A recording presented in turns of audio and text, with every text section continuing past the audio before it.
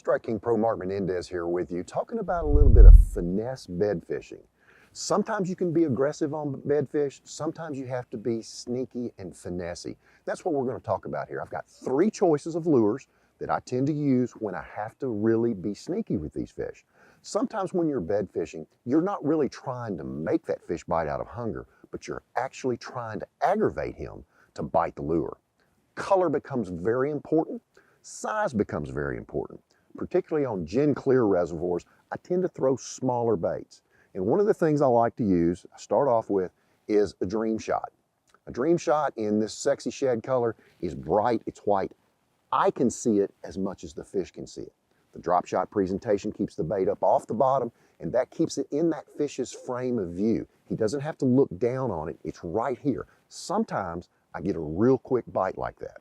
But if I've got one of those little stubborn ones that is doing circles or comes in and investigates and leaves, then I have to keep the bait in place for a long time. Then I will reach for a Ned style bait. This little Ned Rage Craw is one that I really like. A crayfish is one that they're going to pick up just like when you're hungry and you get a bite of one of those little Snickers bars. Do you want a Snickers bar for lunch or do you want a cheeseburger?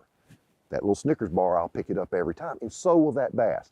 And this little small Rage Craw in the bed on the bottom, and I'll Texas rig this, and I use a relatively heavy weight. I use a 5/16 tour grade tungsten to keep it on the bottom so that I don't move it towards me and out of that bed. Keep it on there with a little Texas rig with a 1/0 straight shank hook on it.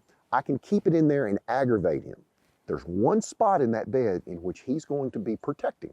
And that's what I'm after to find. Make multiple pitches in different areas, getting it concise. As I see the fish react, I keep making a pitch right to that same spot.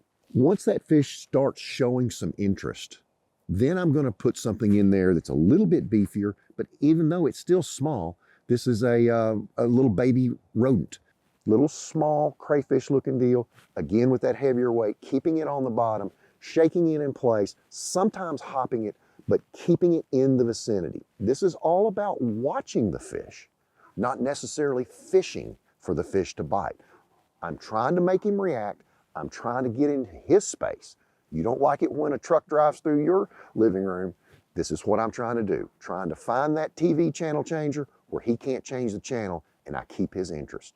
The spot within the spot is the biggest key with bed fishing. And sometimes you have to get a little finessey to make them bite.